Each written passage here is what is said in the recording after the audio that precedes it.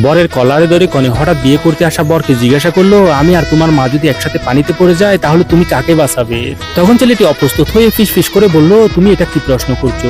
আমার আত্মীয় স্বজন সবাই এখানে, কোনো সিন ক্রিয়েট না করে চলো বাড়িতে। তখন মেয়েটি আঙ্গুল দেখিয়ে বলল, তোমাকে কি প্রশ্ন করেছি সেটার উত্তর দাও। তখন ছেলেটি কিছুক্ষণ ভেবে রেগে মেগে বিয়ে যৌতুক হিসেবে আনা টাকাগুলাকে নিয়ে তুই বিয়ে বলে যখন চলে যাচ্ছিল, মেয়েটি বলল, প্লিজ এভাবে বিয়ে ভেঙে দিয়ে চলে যেও না, আমি তো তোমার সাথে মজা করছিলাম, আমার আত্মীয় স্বজনরা সবাই এখানে আছে, কি বলেছি সেটা ভুলে যাও প্লিজ। তখন ছেলেটি বলল, তোমার মজা করতে ভালো লাগে তাই না, যাও আমিও বিয়েটা ভেঙে দিয়ে আজকে তোমার সাথে আমার জীবনের সবচেয়ে বড় মজাটা করলাম বলে যখন চলে যাচ্ছিল, মেয়েটি বলল, আমি ভুল করেছি, আমাকে মাফ করে দাও। তখন ছেলেটি বলল, আমি তোমাকে আর বিয়ে করব না, তুমি আমার মায়ের সাথে তোমার তুলনা করেছো, আমি নিশ্চিত আমি যদি তোমাকে বিয়ে করে নিয়ে যাই তাহলে তুমি আমার মায়ের সাথে 12 মাস ঝামেলা পাঠিয়ে রাখবে। তখন ছেলেটির মাও ছেলেটিকে অনুরোধ করলো, বাবা মাথা গরম করিস না।